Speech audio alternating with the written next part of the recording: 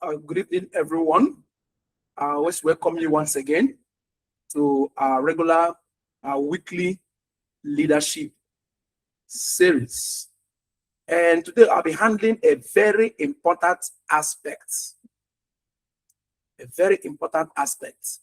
which is what is holding a lot of us from advancing to the heights we need to be. And what I'm talking about now is capacity building and personal growth. Capacity building and personal growth. So your next level will demand a bigger version of you. That's what you ought to know. And in this ANSA World Creator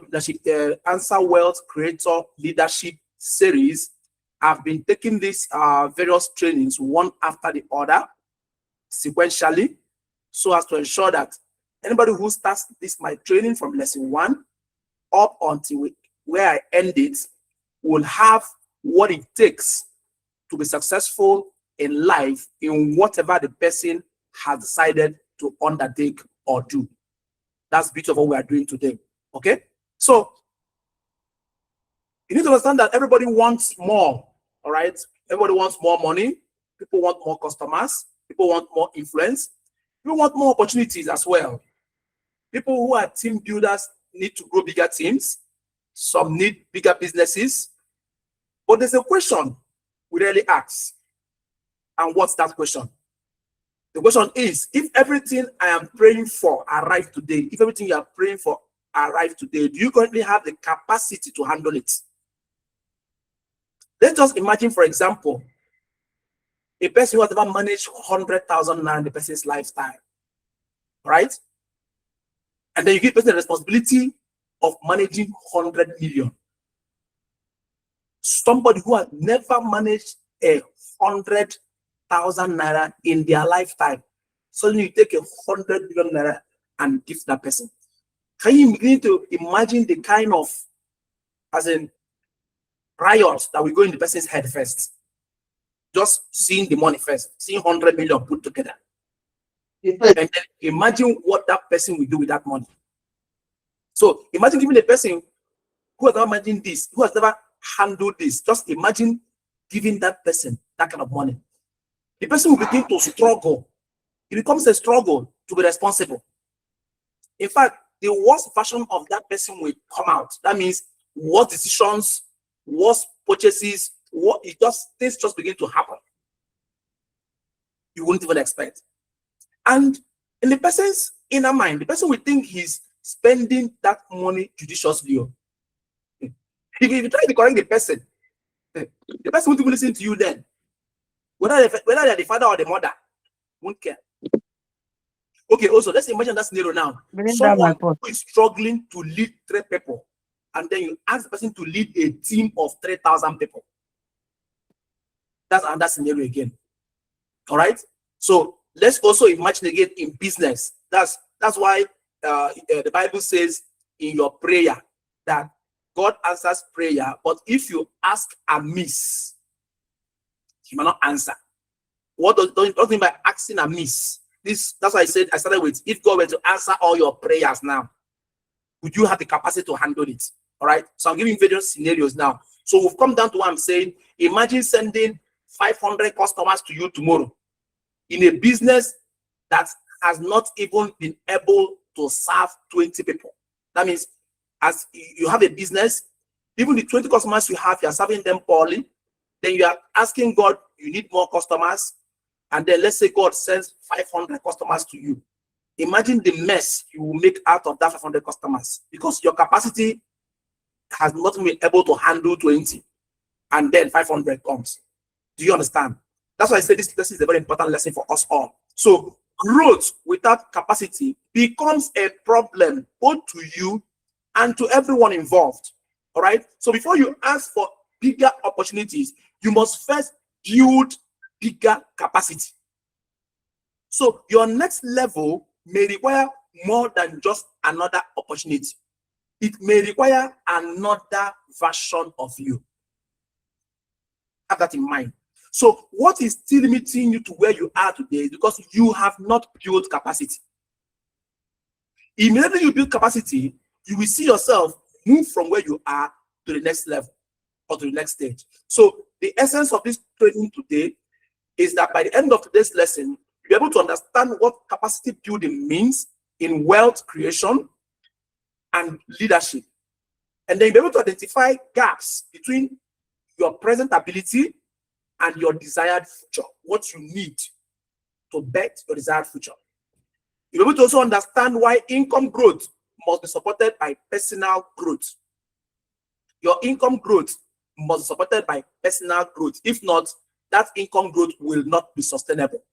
Then you need to develop skills that increase your value in the marketplace.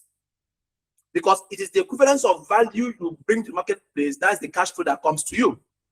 Then you're able to increase your capacity to manage money, manage people, manage pressure, and as well manage opportunities.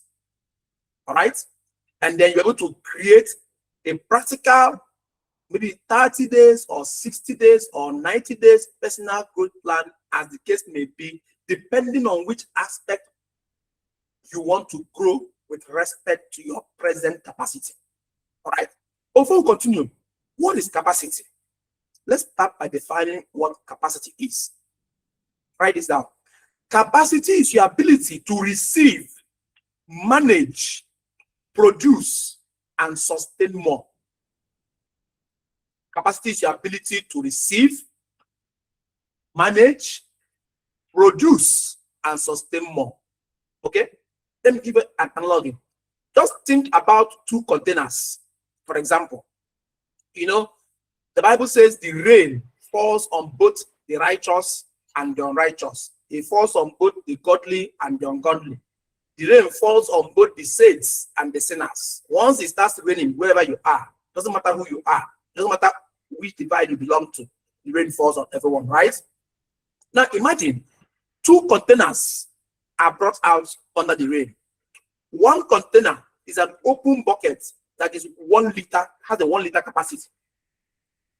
The second container is also an open liter bucket, but this one has 50 liters capacity. Now, the same rainfall falls on both containers. But you know what? Even if the intensity of the rain increases, nothing will make the 1 liter buckets hold more water than the 50 liter buckets. Nothing will make it happen. Why? Because once the 1 liter bucket fills to its capacity, the water starts overflowing. Everything becomes waste. Remember, regardless of the amount of resource of water falling on that day, the rest is waste. Whereas the 50 liter bucket will still be absorbing, as in collecting more water, up to 50 times more than the 1 liter bucket. Do you understand? So let us say the rain fell for 1 hour and stopped. You will see that the maximum the 1 liter can collect in that 1 hour is still 1 liter. Whereas the maximum the 50 liter bucket will contain in that 1 hour will be 50 liters, which is times 50 the potentials of the 1 liter. So what is happening to you is that you don't understand that that's how opportunities work. All right? Because a container cannot keep what it cannot contain. So wherever you find yourself today, see yourself as a container. You cannot keep what you cannot contain. So when they say opportunity comes but once, I say it's not true. Opportunity comes every time. The opportunity is everywhere. If you open your door this night now and look outside, there's opportunity in front of you there now. The issue is, do you have the capacity to contain or harness it? All right? So sometimes the problem is not lack of opportunities. The problem is insufficient capacity. Dangote is the richest African as the richest black man in Africa today because he expanded his capacity. Do you understand? The same opportunity he had, the same opportunity everybody has. As we speak now, there are still opportunities. There are a lot of things that have not been done in Nigeria. Anybody can do it, but it depends on your capacity. So we say because he had access to bank loan. Okay, but do you have a track record? Have you built a track record that will allow the banks give you loan of $20 billion to build a refinery like they gave Dangote? You don't have the capacity. But Dangote built the capacity. He started from salt, built capacity, entered sugar, built more capacity, entered cement, built even larger capacity, entered flour, entered pasta, entered juice, entered tomato paste, built capacity, entered what do you call it? Fertilizer plants, built capacity, entered into power generation using coal. It is that combined capacity now is what served as collateral or served as evidence of track record that will now make the banks give him billions of dollars to build a refinery, a single train refinery. Do you understand that? That now cemented him now at the most richest Africa in Africa. Are you understanding it now? So where you are now, are you building capacity? Are you seeing it as just where you ought to be? So you cannot sustainably operate above your capacity. You might temporarily receive something bigger than you, but if you do not grow, you will eventually lose it. That's the law of nature. All right? This applies to money. It applies to leadership. It applies to business. It applies to relationships. It applies to influence. It applies to responsibility. It applies to money because you see people who have made so much money, those who made money through lottery, those who win money through lottery, through gambling, right? Try your luck. No matter how much they make, they lose it all because they don't have the capacity to control that particular amount of money or wealth. It happens in leadership. When you see a church with a larger following, it is because the head of that church, the GO, or the leader of that church has built capacity enough to lead that amount of crowd. If he sleeps on his oars and he begins to lack capacity, that crowd will dissipate. So you see, two men of God start ministry the same day. One person builds an empire. The other person is still struggling to fill 2 rooms and parlor with human beings or with converts. Is capacity related. Same thing in business. 2 people are in the same line selling provision. One moves from selling provision in the open market to building something as big as ShopRite or a shopping mall or a plaza. The other person said, instead of expanding, return back to his village. He has the capacity. Relationships. Our marriage are failing these days because we've not gone past looking at compatibility and looking at capacity as well. In any marriage, the two come in equal. The two come in with vision. They want to live together, live happily ever after. But as marriage progresses, life begins to happen. If you see your husband increasing in capacity and you, the wife, refuse to increase in capacity, what happens? One day, the man will look at you and say that you are not equal to him again. You can marry a second wife who can match his capacity. The same way too, if your wife is growing in capacity and you, the man, remains where you are, you don't want to grow. One day, you just hear that, once you hear that line, useless man, know your own problem has started. So if you know you're a woman, your husband likes education, by all means, like education as well too. So that when he gathers that knowledge, he can still interact with you at an intellectual level. Because once he has gathered that knowledge and you are down there and you are where he can't interact with you, he will look for his equivalent that he can discuss intellectually with outside. And that's how the wahala starts.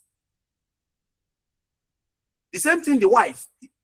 If you're a man and your wife is improving herself intellectually, do as well to take a remedial program somewhere improving yourself. Because if she too cannot come and relate with you based on the level she is in and where you are, she will begin to look for people to relate with elsewhere. That's the truth. Because man is a social animal that thrives with interaction. Nobody lives in isolation. Not even God. God Almighty does not live in isolation, which is why God created the world and created you, so he can interact with you. That's why we're on social media. Human beings are animals of interaction. And the level of interaction is dependent on the capacity, which is is why we say that in every 5 people, their income is an average of all their earnings put together. So we say birds of the same feather flock together. As you are now, once you see these friends surrounding you now, once you change your capacity, you improve yourself, you will just see yourself enter into another cadre of friends. You will outgrow the ones you are with. It's natural.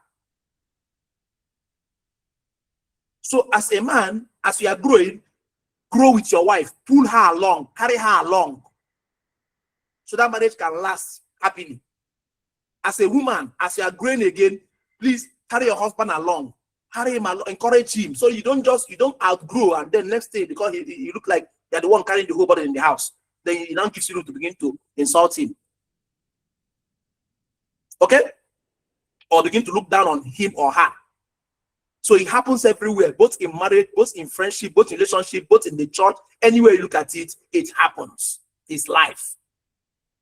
The same thing in influence. You want to have influence over human beings. You want to be influential, then you must increase your capacity. Why do you see the natural followership, the natural following for open media? Look at the political space now. Look at all those contesting for presidents in Nigeria. Check who is the most popular. You will see that that most popular man is the man with the highest capacity. It's not a money thing. It's not a power thing. He has the people have looked at his antecedents and seen that Mr. Peter Obi, amongst all those contesting now, has the capacity. We have seen it. Not they told us. We can see it with what his antecedent, what he has done, how he has managed resources, how he has so much, yet very humble. We have seen it in him. It's called capacity. The same thing, responsibility also. The more the capacity you have, the more responsibility is bestowed on you. That is why if you see a child who lost his parents when he was still very young, and a child, let us say somebody lost both parents, let's say at 16 years, for example, and they started carrying the family at that point, maybe the younger ones, okay, at that point. And somebody whose parents are still alive, and the person is like 35 years, you will see that the 16-year-old young man who started bearing responsibility early because he lost his parents early will be far more advanced in capacity than the 35-year-old man whose parents are still alive. In fact, that 35-year-old man might still be living in his father's house at 35, whereas the 16-year-old guy is already renting property himself, living on his own. You will see the 16-year-old person might get married at 23, 24, start raising family, whereas that 5-year-old man might still be getting married at 40 or 45 and still think he doesn't have money to even marry. You will see that this 16-year-old boy might build his first house in the village at 28 or 30, whereas that 35-year-old guy, it might be his own father building a house for him because he can't build a house himself. The 16-year-old guy might buy his first car at maybe say 31, 32. Maybe he has driven bicycle, driven Okada, motorcycle, then gone up to a mini vehicle. Whereas the other guy at 45 might still be driving his father's car, has not bought his own. Why? Because his parents are shielding him from a lot of things. He has not carried responsibility like the man who started carrying responsibility at 16 years without parents. So it happens. Okay? That's why we say that it's not about the age, it's about the capacity of the person in question. All right? So you must understand that your income has capacity requirements. When you understand that, you begin to see why you are earning what you are earning and why you are where you are today. Suppose your current income now is 100,000 naira monthly, and your goal is to hit 1 million monthly. Do not ask, how can I make 1 million naira? No, ask, what must I know and be able to do consistently that will create 1 million naira worth of value? All right? Can you see the two different questions? Once you ask the question this way, the second way, which is what must I know and what must I be able to do consistently? These two questions speak about your capacity, what you know. So if you're lacking in knowledge, you increase your knowledge. What you're able to do, that's capacity. Okay? That can now create value that will give you 1 million. Because once you're able to create the equivalence of 1 million in value, the 1 million will appear on your bank account monthly. All right? So perhaps what is keeping you from going past the income stream where you find yourself in today is that maybe you've not improved your selling scale, you've not improved your marketing scale. Remember, marketing and selling are two different things. You've not improved your negotiation skills. So each time you receive objection, you get overwhelmed. You may not have improved your communication skill. All these I'm mentioning now are things that directly affect your income bracket or your income earning capacity. All right?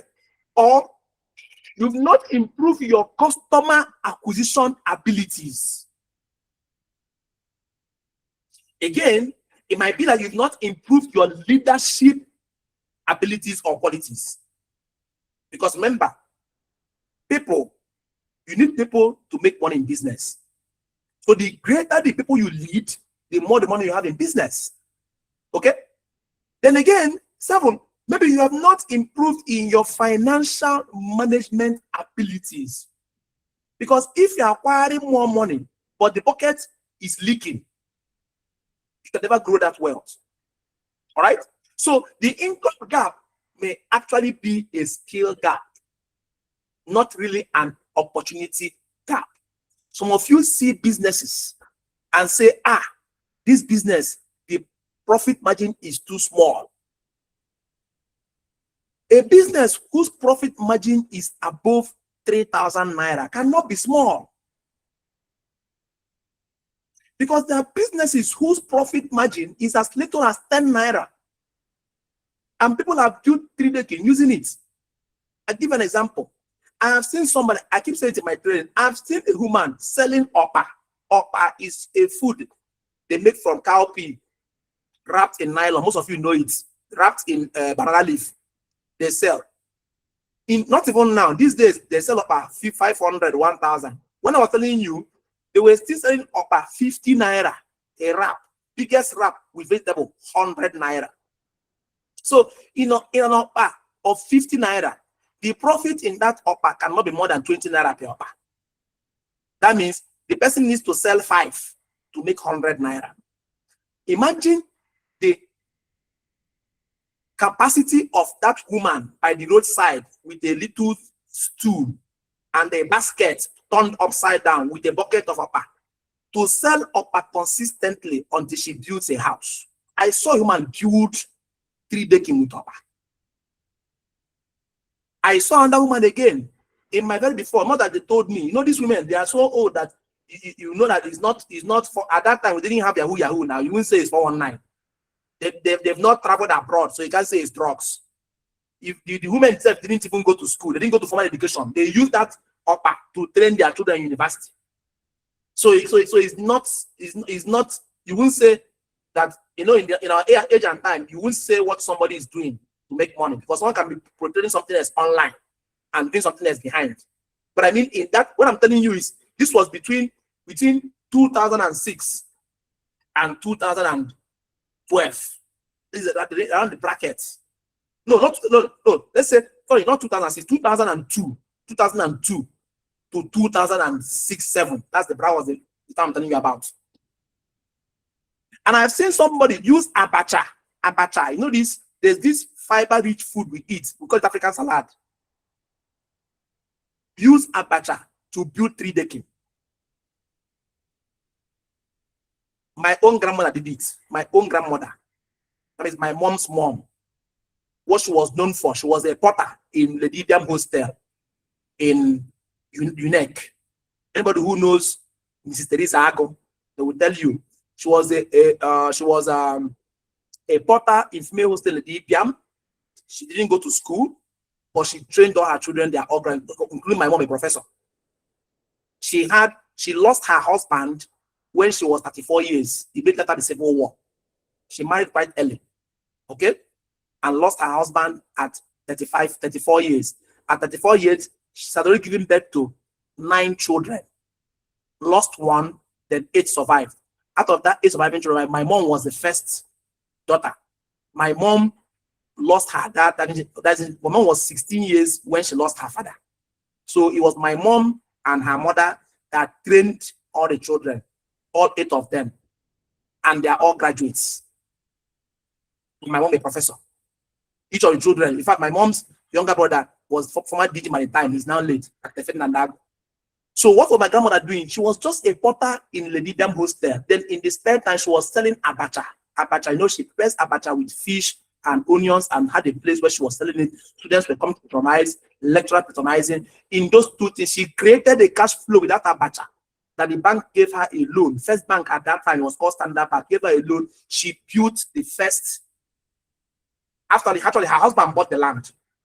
She didn't buy the land. So when she lost her husband, what she did was she now sold her husband's car, a Boris minor, added the money to what she took from the bank, and built the first floor of the 3-story building.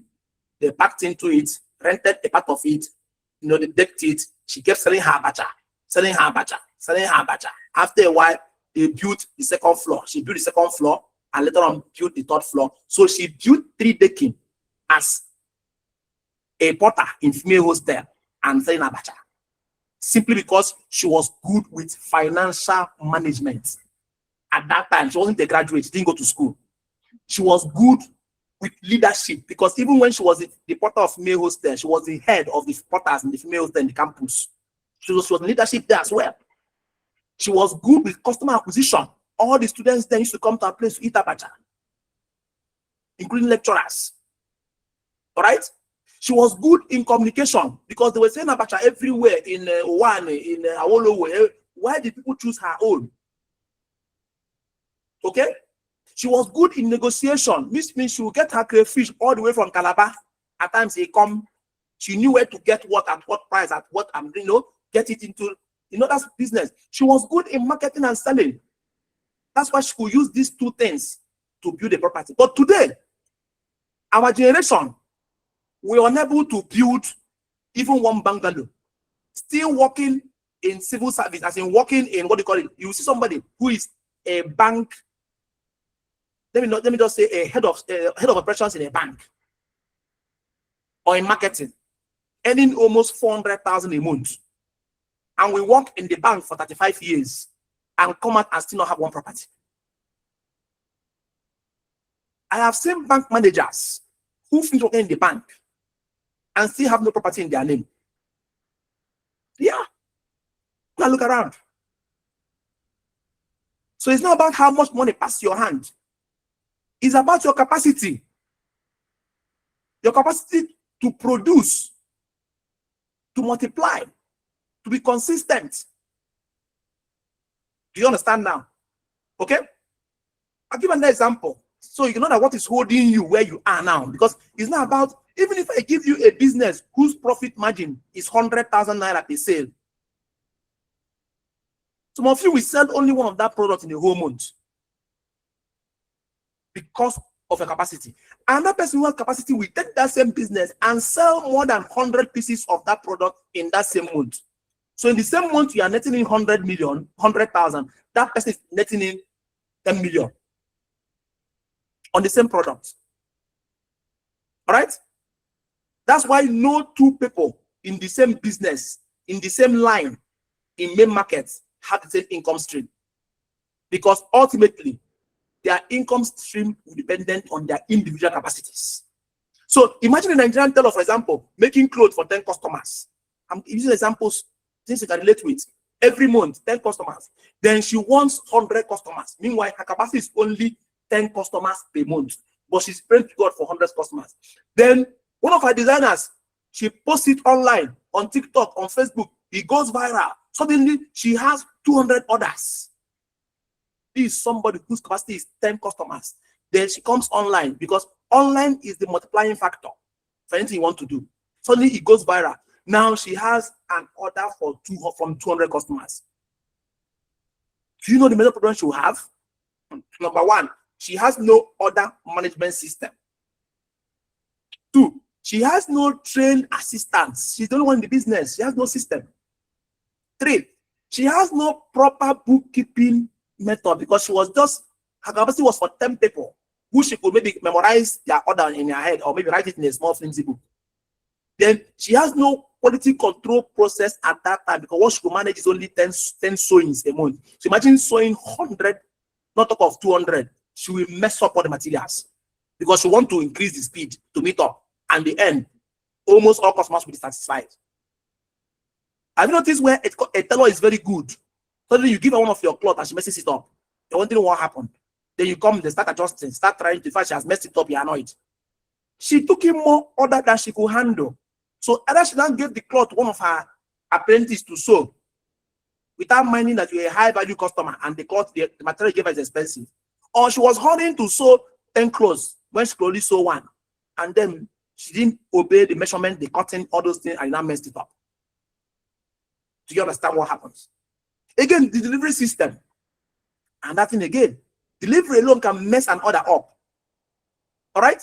So, what she would have called a breakthrough and been singing and dancing to God for, that instead of 10 customers, she had 200 orders, now becomes her nightmare, her hell, her headache. Customers complain everywhere.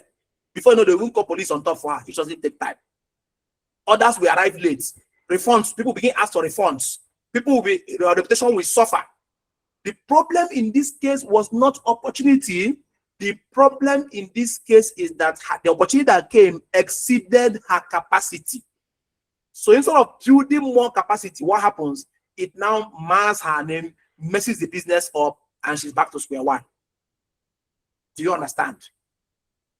So as I'm speaking and teaching you, I'll be asking yourself the question, how does this affect to you? All right? If my business became 10 times bigger than it is tomorrow, what would break first? What would be the rate limiting step? What would be the bottleneck? Ask yourself this question. The answer to this will reveal to you where you need to start growing from. Okay? Now I'm going to share with you 6 capacities of a world builder. Okay? 6 capacities of a world builder. The first is knowledge capacity. What do you know? The fact that out of the whole community, only 30 of you are here present shows me those who understand that they need to build their knowledge capacity to go to the next level. Did you feel me? All members of the community, more than 20,000 of them, need this training. But only 30 of you have deemed it fit to clear your schedule and to be here live listening to me. Tomorrow now, when results begin to reflect, to begin to wonder what happened. Because where their emphasis is not, they're emphasizing on hustling, working like, hard work. No. He who is more knowledgeable will work smart and make more income than the one who is less knowledgeable and working with muscles without brain. That is why in a construction site, the engineer will always earn more than the bricklayer. Because the bricklayer carrying the block, carrying the cement with the messing, patching, doing everything, doing the hard labor, they will pay them daily pay. The engineer will be paid a percentage of the total value of the house. The architect who drew the house, the same thing, will be paid in percentage in relation to the house he drew. Whereas those who have the muscles, don't have the brains, will be paid peanuts. Each block, 400 naira per block, times number of block he carries, 200 naira per bag of cement, times how many cement they turn. You understand? That's how these things happen. That's life for you. All right? So, what do you know? What caliber of knowledge do you have? Because it is your knowledge that will give you an edge over any other person that is the same business line with you. So a leader must constantly update their knowledge. A leader must constantly keep updating his or her knowledge because the world is dynamic. There's always increase in knowledge. There are new ways of doing things. Technology is improving. AI has come in. New things are coming up. Internet is going to blockchain. Things are changing. So you have to keep increasing your knowledge. The method of information dissemination is changing. The method of buying and selling is changing. Demography also keeps changing. All right? So, for example, for the ANSA affiliate program that all of us are doing together, go and check. Nobody is selling teas the way I'm selling it. Go and check. That means I created an ecosystem out of tea in a country that doesn't have a tea culture. Created an affiliate system that people earn from, families earn from, according to your capacities. So we're able to create communal wealth shared among us based on our individual capabilities and capacities. Some of you make only one sale in 3 months. Some make one sale in 1 month.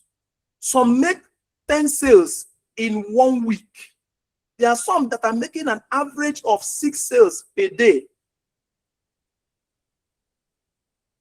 And that's how the incomes will flow.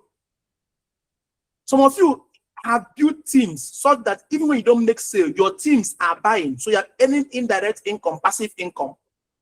Some impassive income, I pay out it's something thousand, 110,000. And there's some impassive income, I'm paying out 200 naira, 100 naira in a whole week. Sorry, there's nobody else 100. It's about 300-400 about those who on 5%. In that same week, I paid you 500 and something. There's somebody I paid it's something thousand. Capacity. Some stockists, product is moving.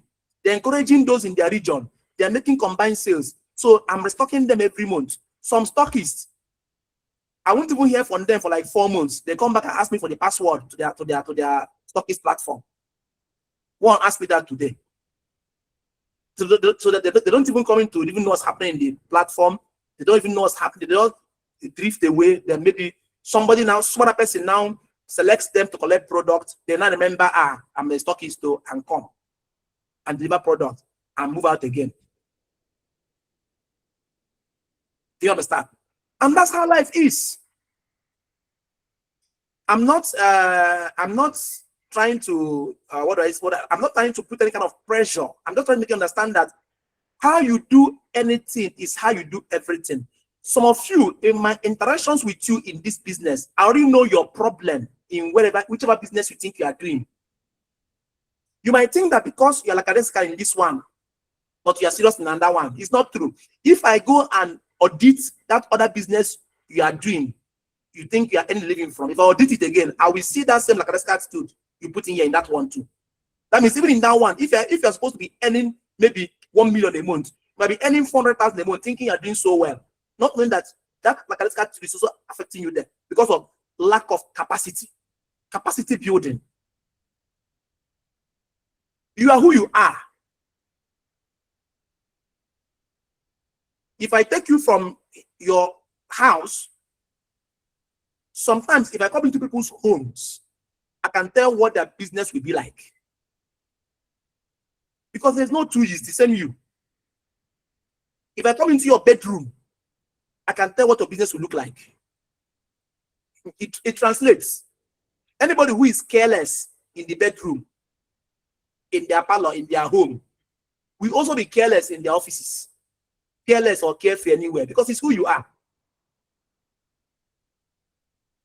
You see somebody who has a dirty environment in the office space. You know, when you have your office space is dirty.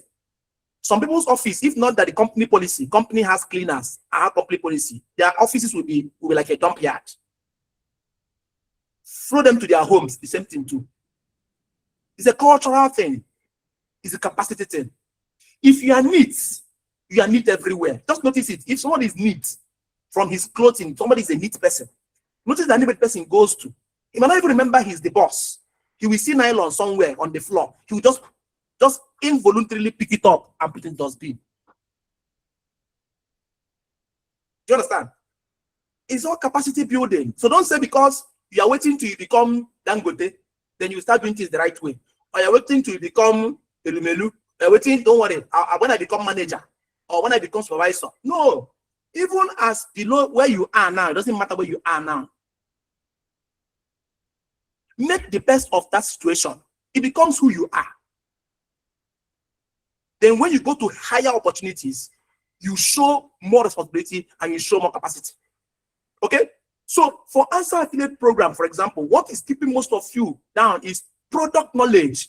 I have done couples of YouTube videos. Some of you don't even know we have a YouTube channel. Some of you have not even gone to watch each of those YouTube videos one by one to understand the message, to have your product knowledge. Some of you, when you reach out to clients and ask certain questions, you come back to me to ask me. Whereas everything you're asking me, I've already done videos and explained it over and over and over and over again. In fact, someone now came to me to ask me to now do a video of how I'm mixing the tea to drink it. I'm like, something you just boil hot water, put tea bag into and drink. Why don't you do a video to show you how to put? As to show you that it is not even that video of how to drink the tea that is the problem. The person does not just have the confidence to speak about the product because the person lacks product knowledge. So in her mind now, what is keeping her from selling the tea? Because I have not done a video where I bring a cup, boil hot water, pour into the cup, drop the tea, allow for 20 minutes, then drink it. That's what's keeping her from making sales now. That video. And why do I say so? Because I did that video. When I did the first video I did for Answers and Sub Tea in the presentation, I did a live tea in one of the videos. That means in the course of my presentation, I did tea there, and it's part of the video there. Okay. So when we now launch the second product, Eroti, she was now expecting me to also redo erotic tea also online. I'm like, no, tea is tea. Any tea is done in the same process to make any tea, to brew tea anywhere in the world. There are no two other processes of brewing tea. So I mustn't do the video to be exactly like the other one before you will sell it. Again, have you forgotten that influencers influence product? You can be an influencer in the product. It mustn't be me doing it. You can do the tea yourself. Demonstrate it for your own crowd. It mustn't come from me. It's a system. If I'm the only one doing everything, it means I've created a job for myself. I'm supposed to work on the business, not work in the business. So each and every one of you have a role to play. When I lead by example, you cascade that leadership to your own teams. Do you understand? And that is ethical marketing. You know things to say and things not to say. Certain things you say might spook your customers. You don't need to sound desperate.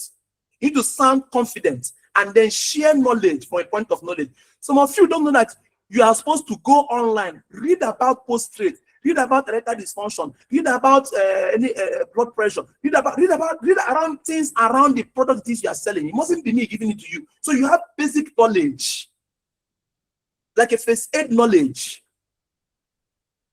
Okay? You are supposed to read about digital marketing. Most of you are online. You have Facebook page, you have Instagram account, you have TikTok account, you're on WhatsApp, and yet you don't know that you ought to have basic knowledge of digital marketing, because that's the knowledge that will enable you sell on these platforms. So you don't just come to these platforms to consume information, but you come there to disseminate information and make money while at it. Do you understand? It now positions you in a position of authority.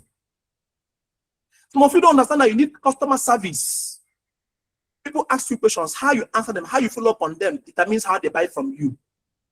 They might not have money when they interact with you, but immediately money comes into their hand, they remember you because of how you related with them. Some of you, people, you came into this platform,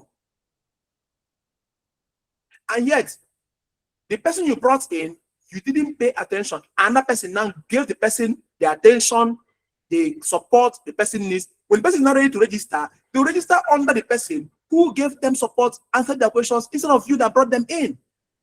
They come back and complain.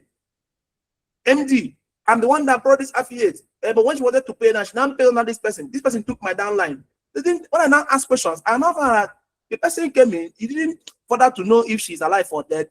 The other person that was giving her attention, she had to follow him, because if she follows you, she won't grow in the business. Because she didn't see the passion in you for the business. You are distracted with other things. So you want to work in Zenith Bank and then earn salary in GT Bank. So whatever it is that's taking your time is where you earn from. Do you understand? Some of you don't understand the concept of sales. That if you handle sales properly, you have what to call repeat purchase. Repeat purchase is where the money lies, not the first time purchase. That's why that's how we have to call lifetime value of a customer. We have what to call customer acquisition cost. That's the cost you spent in bringing in one customer. Now, how long that customer stays buying from you adds up to the lifetime value. It is easier for somebody who has bought from you to buy again from you than it is for somebody who has never bought from you to buy from you. So sales is important. Leadership brings about team building, team growth. If you don't have a team you are growing, your income can never grow in this system. This system rewards only leaders. So if you are selfish, you learn alone, you know it alone, then your income will be limited to only the one you sold yourself. But if you become a leader and begin to grow a team, then your income now becomes independent on you alone. That means even when you are sleeping, money will be coming in because your team will be working. You don't be benefiting from affiliate indirect income. Some of you are only getting the income from the purchase as in direct selling. You just started enjoying affiliate income from indirect sales bonuses. Some of you again, business management. How do you manage your business? Because this affiliate program is a business on its own too. How do you manage yourself with respect to time? You don't manage time. Maybe you have another work you're doing. You go to work 8 to 4 or 8 to 5. That's fine. Don't leave the work. It's important. You get skills there. You have job security. Make money there. It's another source of income, okay? Now, how do you manage when you come back from work from 6 o'clock to the next day? Because you have 24 hours. If you work 8 hours, you sleep 6 hours. There's another 7 hours. How do you manage it to do your other affiliate or your other streams of income? So you cannot consistently teach what you do not understand. All right? So you need to learn, practice before you teach. The second is your skill capacity. Remember, I'm giving you various skills for wealth building now. I'm going into it now. First one is knowledge capacity. Next one is skill capacity. Now, knowledge tells you the what, but skills enables you to do it. You can know, but not have the skill to execute. That also hinders your capacity. So you can, for example, read 10 books about selling and still be struggling to sell. Why? Because you've not practiced the selling skill. Theory is different from practice, which is why when you come to a job interview, they always ask you for your practical experience or field experience. So skills require practice.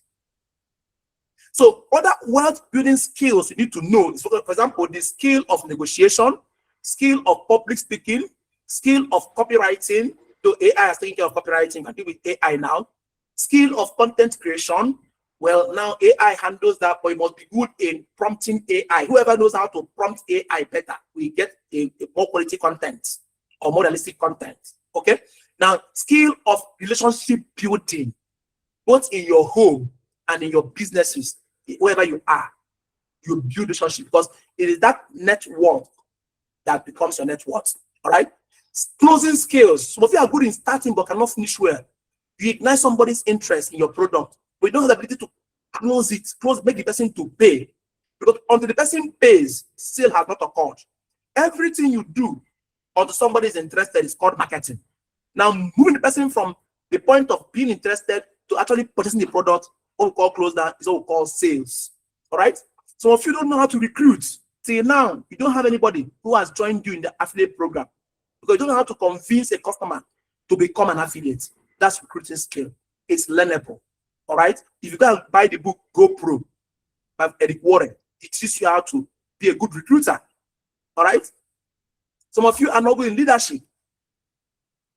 So do not just collect certificates without developing the requisite competence, because in the long run, it's not certificate that brings in the money, It is the competence that brings in the money. Number 3, financial capacity. Financial capacity. Can you manage more money? That's my question to you. Because the tendency that when more money comes in, you increase your lifestyle. Your lifestyle increases. So you're still back to where you started from. Some people focus entirely on making money, but never learn how to manage it. So we tell you, they don't do budgets. They are above budgeting. They believe in abundance. They serve the God of abundance. I agree with you. But even that God of abundance requires some level of accountability for anything he has given you. That same God, our God, abhors waste in any way or form. Which is why even after Jesus did the miracle of feeding the 5,000, he asked them to still collect the remnants and count them. And they counted 12 baskets. So even the Son of God obeyed that law and principle of accountability and managing resources. Because human wants are insatiable, whereas resources are limited. Okay? So as income increases, your lifestyle should not increase with it. You should manage.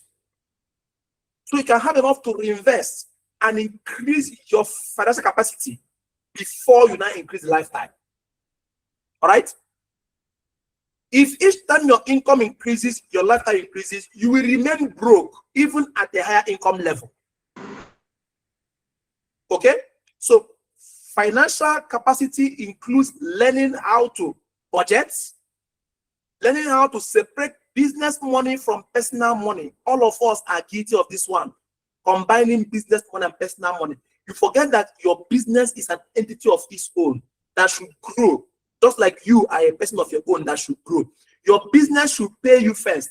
Then you manage one business, pay you for yourself, and leave business money for the business growth. Some of you don't keep records. You must learn to keep records because what is not documented cannot be improved upon. What was your sales this week? What was your sales this month? You record it. That's how you will know your benchmark for next month. So after next month's sale, you compare that month's sale with the previous month's sale and know if you grew up or if you went down. Then you know where the problem is, better on it, and then enter the third month. So until you treat your business as a proper business, you will not get the kind of money a business should give you. Some of you don't build your reserves. Every money that comes into your account gets spent. There's a kind of comfort in decision making that comes when you have some reserve money in your bank account. If you check your bank account and there's no money there, you begin to make decisions like somebody living from hand to mouth, like somebody from subsistence level. Do you understand what I mean? So you need to leave some money in reserve in your bank you won't even touch. Just for it, just the thought that you have a fallback plan alone makes you make the right decision, makes you delay gratification for long-term profits, as against when you don't have anything to fall back on, and then you are frantic, you are on the edge, you want to, whether the fruit is ripe or not, you block. Okay? Then you need to now begin to reinvest in two ways. That business money that has grown, reinvest it in the business for the business to grow more. That your person, the money you earn from the business that is your own, also bring up a part of it to reinvest in your training and education so you can also be growing. So as you're growing, your business is growing. So reinvestment is not only in business, you also reinvest in yourself. The two must grow. If your business grows and you're not growing, your business growth will stall. Because every business takes two forms. It takes the form of what it is pursuing, that means the vision it wants to build, or it takes the form of the person that created that business. So if you are the CEO of the business and your business is growing and you're not growing, once the business reaches the capacity where you are, it stops. Instead, it starts coming down. But if your business is growing and you are growing, your business will keep growing to meet you. So the higher you grow, the more you pull your business to where you are. Whenever you stop growing, your business stalls. That's why you see people sell companies. Companies have what we call exit strategy.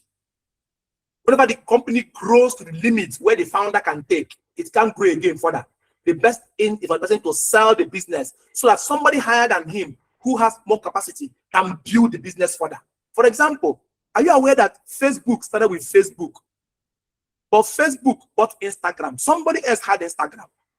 The person built Instagram to where his capacity was maximum, couldn't go further, and Facebook bought Instagram, and see where Instagram is today.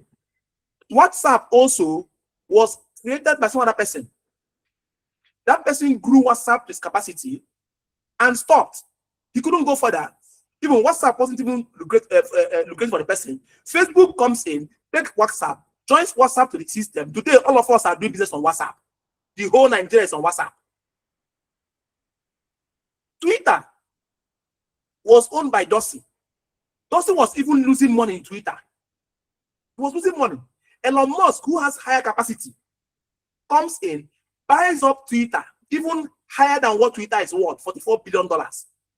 Then changes his name to X, then build Twitter to where it is today. Twitter is now worth at $3 billion. Electric vehicles was going nowhere until Elon Musk handled electric vehicles. Using his capacity, he took electric vehicles to where it is today. Tesla. The same way internet was where it was. Elon Musk came, takes internet into space, and starts feeding us internet from space instead of from the earth. Now he's covered the whole country. Look at what SpaceX is today. Boeing has been building planes. Boeing has been building planes. In fact, their business is building planes. Yet, Boeing could not build one spacecraft. Elon Musk, he's not an engineer. Not that he built capacity. He's the one handling NASA's project to build spacecraft. Now, Elon Musk has built spaceships that he launched 2-3 times, failed, kept launching, and now he's successful. Now he's launching spacecraft. He's about to commercialize travel to space through rockets. Do you understand now? So I'm showing you this thing to show you that capacity, any business, so whatever you see your business is today, is because of your capacity. Take that business and give it to me. I will take it elsewhere. And if this my business enters the hand of somebody who has more capacity than me, the person will take it elsewhere. That's how it is. So every day I'm learning, I'm improving my capacity. So because once I stop growing, this business will stop growing, it will stall. When I told you today's lesson is the most important lesson, you won't understand. Now I begin to understand. Your eyes opening now to why you're where you are. Okay? Then you need to invest prudently. The right investment at the wrong time is also a wrong investment. So you must invest prudently. You must even know how much to reinvest. All right? You must understand taxes and your business obligations. Because for you to succeed in any country you find yourself in business, you must understand the tax laws or the laws governing business in that country. If you see 2 business people in a country and one is doing better than the other, go and check. The one doing better knows more about the laws of that country with respect to the business than the other person. So making money requires one set of skills, which is keeping the cash flow and multiplying it. All right? These are the 2 skills when it comes to financial capacity. Okay? An example is very simple. Most of us now they call it Dirty December. Before we used to dance when we were children. Whenever it's December, we are getting ready. We are already preparing what we'll give our parents as least. The clothes they'll buy for us, the eyeglass, the watch, everything, football, all that. Now we are now the fed parents. You know, when we were children, you say your father didn't buy you. You have one stingy uncle, one wicked uncle doesn't give you money. Now you're now the uncle. You're now the uncle. You're not an uncle to children. You're also not father and mother to children. It's not your turn. So even in December, some people make money from January only to blow it. They make the money from January to November, 11 months, only to blow it in 1 month in December. So imagine someone earns an unexpected 800,000 in commissions in December, right? Now he goes and blows it up in clothes, in parties, in gifts, in expensive outing, so they will know he has arrived. What happens? By January, everything is gone. The person starts from square one. Another person makes an unexpected 800,000. Instead, apportions only 200,000 to December, knowing that there's a January, which is longest month. Knowing that there's a February. Now, he now allocates 400,000 to reinvest in his business to recapitalize in January. Gives them that 200,000, maybe for children's school fees or something. What happens? When the one that blew his 800,000 comes into January, excuse. How business is tough, how country is hard. Whereas the one that prepared himself well because of he had good managing capacity, financial management capacity, enters January and doubles his income in January.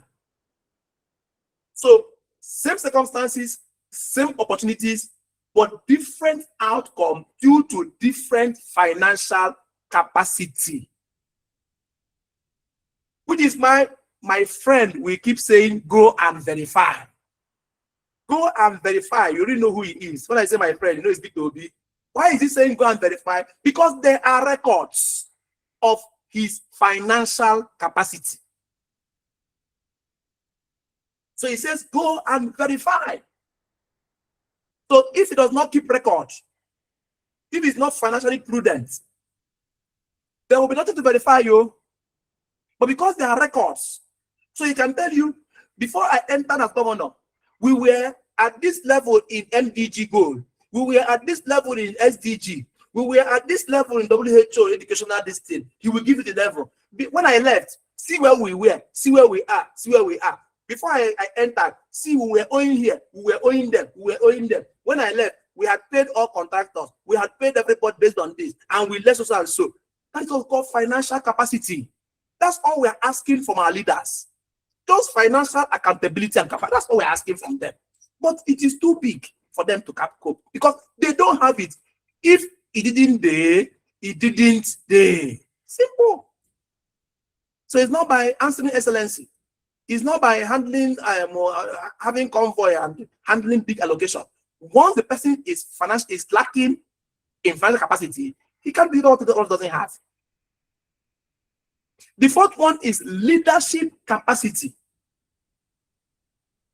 You can control tasks, right? But you must lead people. You cannot control human beings. You can lead them, but you can control tasks. Let us say you can switch off this mic, on this mic is a task. You can switch off light, on light. Those are tasks. You can control those ones. But you see, human beings, you can't control human. You can't even control your child, though. You see, when your children, when they grow up, not when they're little, you can control them, right? But when they grow up to 16, 17, 18, peer pressure comes in. University education, Western education comes in. All those, nature and nurture comes in. Television, internet brings their own thing into their head. Television, all those things comes in. Parameters now triple and double. At that point, it's only what you have trained into your child when the child was still small that can guide that child at that point. That's why I tell parents, focus on your children. Give them all you can give them before they clock 9, 10 years. Most times, after 10 years, anything you put into that child before 10, it's God's grace, it becomes war. Because by 13, they're set in their ways. Most times, by 11, 12, 13, you're not even available again for them. They're now busy. You're now in administration in your office. You're now at the, you're now at the top post cadre. So you now go out early, come back very late. So the time to interact with them is not limited. Okay? So, for example, in your ANSA business, all right, as your ANSA business grows, your success will increasingly depend on your ability to communicate your expectations with your team, to train people in your team, which I'm training you now, and communicating with you now, because I want to increase your individual capacities, which will now add to the joint greater capacity we have in this business. My capacity added to your individual capacities will take us to greater heights. So I'm taking that time to train you. Instead of charging you for this training, I'm training for free because I intend people to operate at the level that we will all make this money together. All right. Now you must also correct people without humiliating them. Don't tell somebody you don't know anything. No, correct with love, correct with knowledge, so they're even happy. That's how you will correct somebody. The person will be happy that you corrected the person. Okay. You resolve disagreements as much as you can. Then you delegate responsibility. You mustn't do it all. When you do certain things at a particular level, where you know you have taught people to do it the way you want it done, you allow them to do it so that they too can develop capacity in getting those things done. Right? And then from time to time, you develop new leaders. I know when I'm done with this training for you all, new leaders will emerge from all of you, where I can now reassign roles of what we tend to do. As we speak now, I just have 1 or 2 or 3 or 4 leaders. I don't have leaders yet, but I'm still developing capacity amongst you all. Because I'm going to do a lot of things with each of you in different capacities, both in my business and your businesses. Okay? So everything requires you personally. You have created a job for yourself, not a scalable organization, if you are the one doing everything in that business. Number 5 is emotional capacity. That's what people have turned to what we call emotional intelligence. Yes, I'm not saying there's nothing like emotional intelligence, but for me, emotional intelligence is limited. The broader umbrella is emotional capacity. Okay? Can you remain effective when things go wrong? When everything around you is wrong, can you still remain effective? Knock off the noise and focus on what it takes to score. Because growth brings pressure. Believe you me, getting on top of the ladder does not free you from what's happening below. You go up to meet those who have also come to the top of the ladder as well, and you compete amongst them.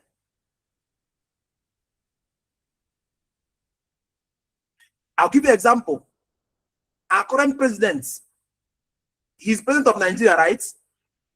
But when he became president, it exposed him to global politics, no longer Lagos politics. There was the ECOWAS challenge. Under his watch, ECOWAS broke, and then EAS came out. That means the Niger, Burkina Faso, Mali bloc came out. So it's a record that it was in his time as president that West Africa broke, split. That's the headache of big man, presidential headache. Today, as we speak again, he has a bigger headache too. Even though all the governors went into APC, he's still not sure of the election either state. He's still what they get. So the bigger you are, the more your headache. He has problem now in the US too. That one too is another big headache for him again. So, but if he retired as a governor and didn't go up to become president, all this headache will not be on his head. Do you understand? So don't think that by climbing higher, you get insulated or isolated from troubles. No, the higher you climb, the bigger the headache. So the pressure grows. So only if you have built your emotional capacity, you'll be able to stomach that level of challenges and still come out gracefully. All right? They say it is the tree that bears beautiful fruits that they throw more stones on. The one that has no fruit at all is nobody even has time for it. But that mango tree that has fruit, they will throw stone, they will throw stick, they will throw a ball, anything. You understand? So that's how life is. Then customers complain, we keep coming. It never ends. You learn how to manage them. Team members will disappoint you. Human beings disappoint you. Human beings will deny you. Human beings will say all that is. They will even lay false accusation on you. They will turn your statement upside down. They will say what you didn't say. They will use certain words to buy favor on your head. And people will lie to you. Okay? So be prepared for that as well. People will also leave you. Those you trust most, when the chips are down, they will leave you. When things are good, they'll be around you. When things go bad, they will disappear. Get ready for that as well. All right. Some prospects will even reject you. Have you come again? Competitors will play dirty. They will fight dirty. They will deal with your business because you pass for market share. Some plans, you are so sure you've made this plan so well, everything will work out. Last minute, in the 11th hour, the plan will fail. So you have to case you're having plan A, plan B, and plan C. So if plan A fails, there's a fallback plan B. If plan B fails, there's a plan C. If plan C fails, there's a plan D. All this comes with emotional capacity. So a leader with low emotional capacity reacts to everything. You become reactional instead of being proactive. Being proactive means you anticipate what will go wrong before it has gone wrong and mitigate so it doesn't go wrong. Then even if it goes wrong, because you anticipated this thing might have strength at this point, you already have a solution to it in case it happens. Because you build in multiple redundancy in everything you do. Okay? So a mature leader learns to separate these two things, which are what happened from how will I respond. A mature leader. That's what we call emotional intelligence. Some things might happen now. You don't respond now, you wait. Let time pass. Let time heal the wound before you respond. Some things might happen. You don't respond according to how it happened. You turn it around a bit, make it mild, or know how to go about it. So you don't damage the relationship irretrievably. Okay? Because once a China plate, you know this China plate, what do you call it? We call it, yes, it's China ware, you know, it's the porcelain. If it breaks, yes, you can glue it together with gum, with super glue or super bond, right? No matter how well you glue it together, those crack lines will be there. So how a leader manages things is according to the person's emotional capacity. Remember, you cannot control every event. That's why we have situations that are above your control and there are situations under your control. Okay? So, but you can develop your ability to respond intelligently to every situation you meet based on your emotional capacity. Right? So in all you do, please build your emotional capacity. So you know when to show empathy. You know when to be firm. You know when to be flexible. You know when to attack. You know when to defend. Okay? You know when to hit. As in what to call, not hit, I mean correct. That means child, you know, like they say spare the rod and spoil the child, right? So you know when to child or correct, and you know when to bring the person closer and say, okay, this thing, not every time you hit. So you have what to call the carrot and stick approach. Sometimes you bring close and, you know, talk sense, talk reason, show the person why this thing was not the right way. Not every time by force, slap, beat, hit, no. You have to balance these things. Even how you relate to your staff too. How you relate with them will either build their confidence in you and build their love for your association and company. I want to grow it, or they want to finish you, eat you down, make sure they bury your company before they leave. The sixth one is execution capacity. Execution capacity. This is where many intelligent people fail. Some people are so brilliant that they are unable to teach or share knowledge. This thing happens a lot to chemistry teachers. If you're in secondary school, this side, remember our chemistry teachers, they know so much, but how to teach us the chemistry is a problem because of what's involved. The same thing, physics teachers, physics, they are so knowledgeable in the laws of physics, but the problem is how to communicate that how to teach you becomes wahala. But then there's some teachers who are good. They might not know it so much, but the one they know, they teach you well. You use it and write WAEC and make a. I don't know what you use because that's what I. So it has what to do with execution capacity. All right. So people, as in, this is where many people fail because they know it. They plan. They attend trainings. They take notes, but they do not know how to execute it well. They don't execute. At a point of execution, it fails. All right. So knowledge that never becomes action produces little economic value. Even this I'm training you now, some of you are learning, they are taking notes. But the point of execution, challenge comes. So ask yourself, how much of what I have learned in the last 6 months have I actually implemented? Some of you are yet to even implement, do the assignments I gave from previous lessons. Remember, I give 7 full days in between lessons, a whole week.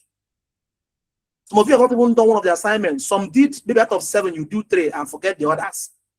Like I say, how you do anything is how you do everything. If you haven't, go back. That's why these videos are recorded. So you can go back, watch it in YouTube again, pick out it. The essence of each assignment is so that it's not just theory. There's a practical to it. I'm teaching you what I did because I documented my process, what got me to where I am today. It wasn't by fluke. So I can reproduce this result any day, anytime. Now, I'm sharing that knowledge with you to enable you also document as well and implement and then reproduce the results in your business, in your life, so that you too can teach another set of people. We owe it to the generations coming to keep sharing knowledge so that we'll keep bettering our families into dynasties. I'm not just building a family, I'm building a dynasty. Same should you. You too should be doing the same too. These things I'm teaching now, my child, if he gets confused in future, he will come back and watch these lessons and learn. If my grandchildren get up in future and start misbehaving, they will tell them your grandfather was knowledgeable. See what he built. Watch his video so you can learn the knowledge that he used to build, so you can replicate same in your own age and time. In their own time, it might not be teas. It might not be AI. It might be something else bigger than AI. In their own time, social media might no longer be on phone. It might be in the air. You'll be doing your hand like this and things will be moving, you know. It might be in our brain, like they're not making chips for human brains. It might be just telepathic. They're not start doing things. Things will change. But whatever it is, the principles to wealth creation remain the same. All you do is the media changes from time to time. Okay? So your answer matters most, more than the number of trainings you've attended. How many have you implemented? All right? So I've shared with you the 6 capacities you need in word building.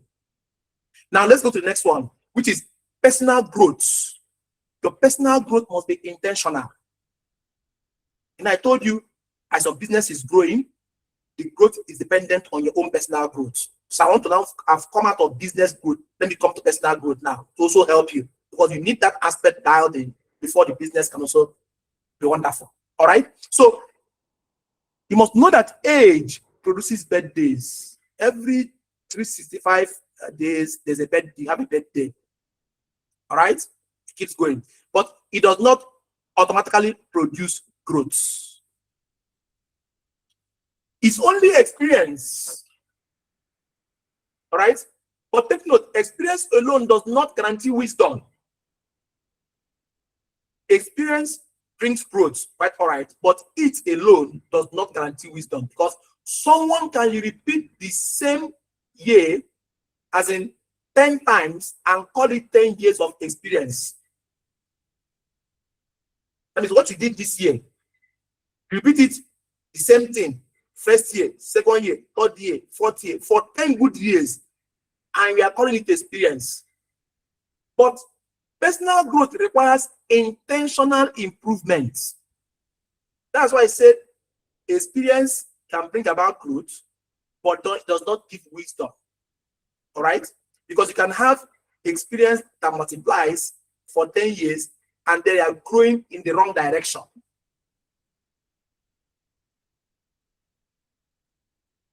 Okay? A very good example of, let us say you are a footballer. The essence of being a footballer is so that you improve as years, as you play on and on and on, you get better. Imagine if you're a footballer, but the coach is always leaving you on the bench. So you see, you've repeated training for 10 years. You've been to the pitch for 10 years. But because you didn't actually play in a field, that means you didn't play competitively. You were coming, so they were using you to train others. So you've been in the club for 10 years, coming to training for 10 years, repeating the thing for 10 years, but you only come for training. They don't list you during the main match. What happens? You'll be match rusty. So you'll be experienced, but you've grown in the wrong direction. You've now become a tool for training other players. Whereas the players they use to train are now the ones that are the Messis, the Ronaldos, the greatest of all times, the Neymars, and the rest of them. Are you aware that Messi had classmates? Ronaldo had classmates. Neymar, they all had classmates, even Mbappe. But some of them ended up as second 11, third 11. Those they used to train those who become first 11. Do you understand what I mean? That's what I mean by that. Your personal growth requires to be intentional in improvement. If not, it becomes detrimental. Okay? Please mute your mic. Okay.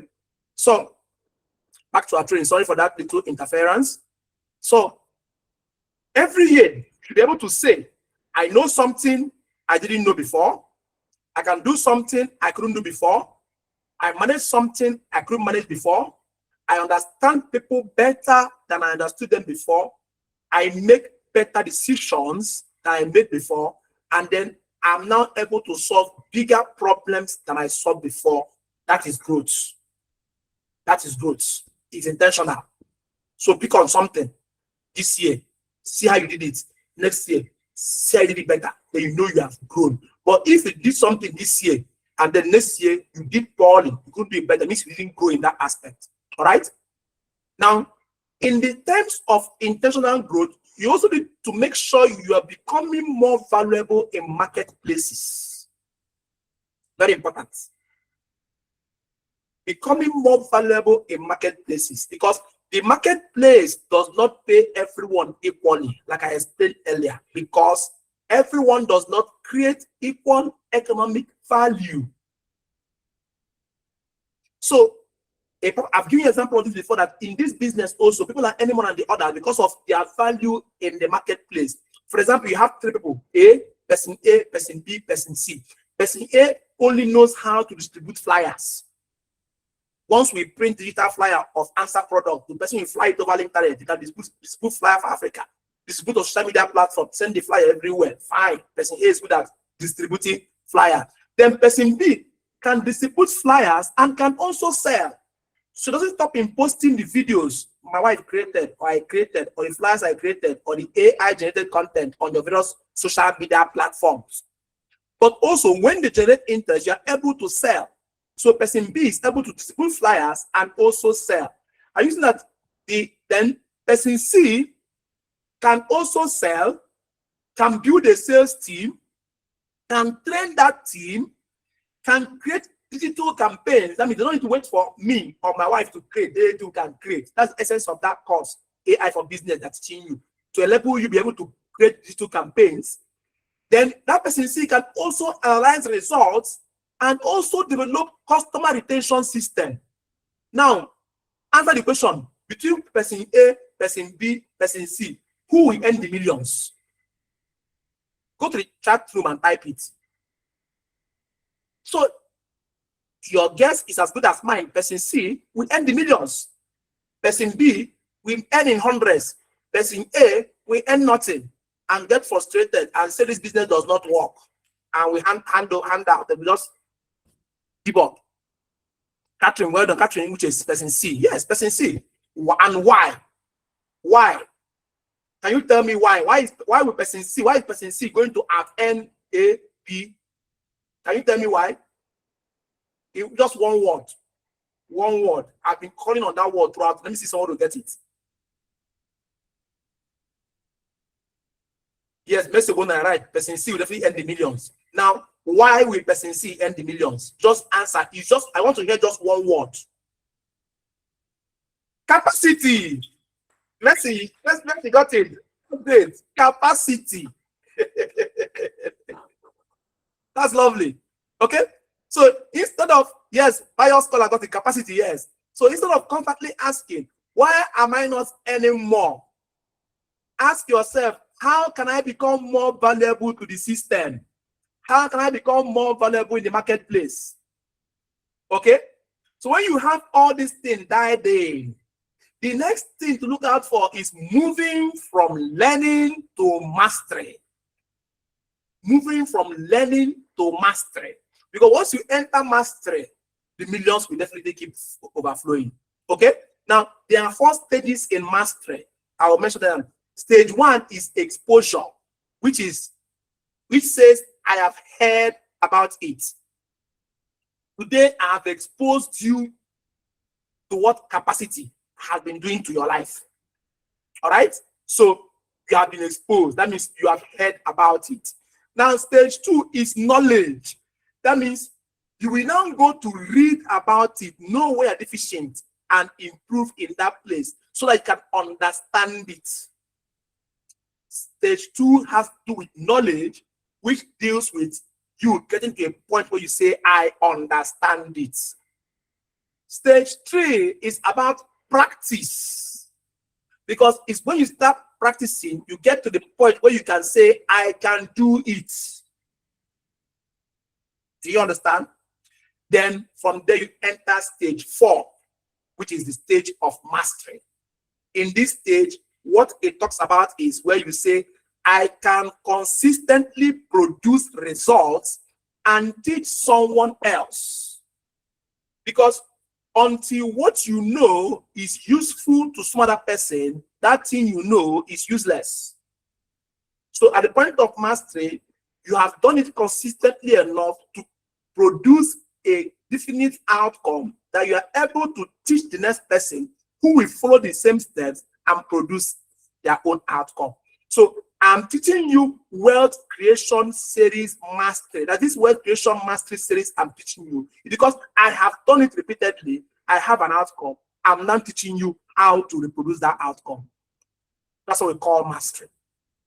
So in no distant time, you too will attain that mastery, and then you can now pass knowledge down to your children, to your children's children, to your team, and going forward. Okay, so do not confuse exposure with mastery. That's the mistake most of you make. Once you get exposed to something, you hear about it, suddenly you assume you're a master in it. No, there are 3 more stages before mastery. Okay, I understand it, I can do it, I can do it consistently to produce the same outcome result before it's called mastery. All right. So some people can just watch a YouTube video or Facebook advertising media, and suddenly they say that they are media buyers. They can now run Facebook ads. No. When you learn Facebook ads on YouTube anywhere, you still have to practice it. Practice until you get good at it. All right. Some people can attend a sales seminar, then go back and say, I'm a salesperson. It's not true. You require to close sales repetitively before you become a salesperson. All right. An example is this. For example, let's look at something, a business you all know so well. You know this POS agent business. Everybody, people who do POS. Are you aware that some people who open POS business are still struggling with one POS platform? That's one umbrella.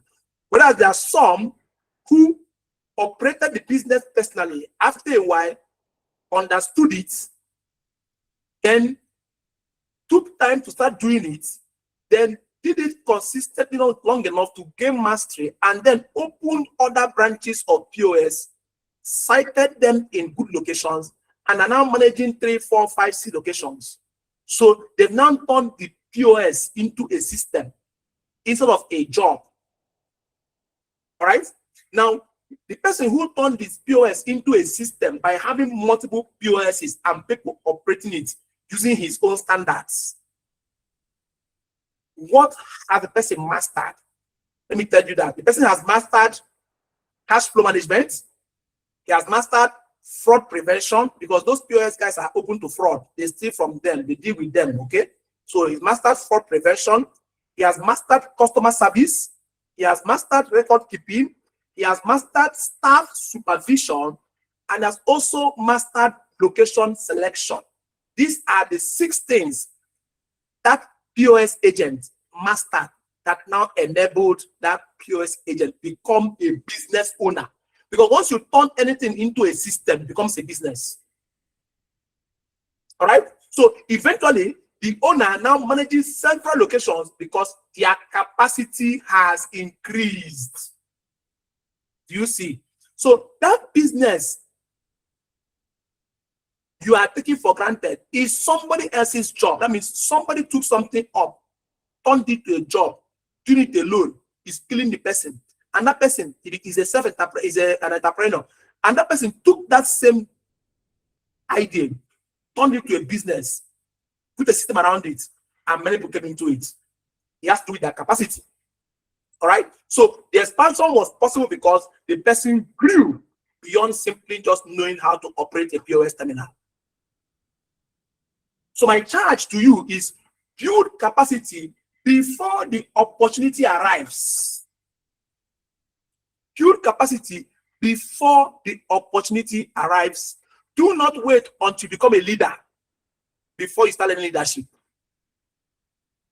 Do not wait until you become wealthy before you start learning money management. Do not wait until you have 100 customers before you start learning customer service. Do not wait until you have a large audience before you start learning communication skills. The way I'm talking to you about 33 is the way I'll talk to 1 million or 10 million. I wouldn't drop the value of my training because I'm giving it out for free. No. I will still teach you as if you paid me 5 million to teach what I'm teaching you today. That's why each time I come to teach you, I pour out my heart. It takes more than 2 hours for me to make sure the point sinks in well. I train down to granular level, use basic language, use examples, give you practical guides. So you can never be in doubt that you attended my training and you left knowing what to do next. Okay? So prepare before the opportunity, because when preparation meets opportunity, growth can be sustained. All right? So let's move over to the capacity gap exercise, because some of you who don't know how to determine where you have gaps in your capacity. Let me help you with that now. All right? So take a paper in your free time and draw 2 columns. One column A to the left, column B to the right. Now, column A is where you want to be. For example, I want to lead ANSA organization with 500 active affiliates in the next 2 years. That's where you want to be. Imagine you benefiting from the indirect purchases. Maybe let us say you're on the presidential pack. You're now benefiting 9% of all the indirect purchases of 500 people in the affiliate system. You know what it means? If 500 of them just buys 1 product per month or 1 product per week, times 500, times 9%, you know what it means? Very good. So let us say that's where you want to be, right? Then column B, what you must do or what you must be able to do to become that person. You understand? That means column A is where you want to be, while column B should write down what you must be able to do to achieve that thing in column A. For example, it might be train leaders, it might be start speaking confidently, it might be understand your numbers. Some of you go into affiliating without understanding your numbers. It might be learn to resolve conflict. Maybe each time you grow your team, next thing, one problem comes up, everybody scatters. So it means you have to develop conflict resolution skills or expertise. It might be building systems around the affiliate system. It might be delegating responsibility because you're doing everything alone. Because if you don't delegate, others will learn how to do. It might be not being able to communicate your vision properly so they know where you're headed to. Or it might be you need to know how to manage performance better. So these are various things that can be in column B, which you need to be good at for you to achieve what you wrote in column A. Now, ask yourself this question. After you've put column A and column B, ask yourself this basic question. Which of these abilities do I currently lack?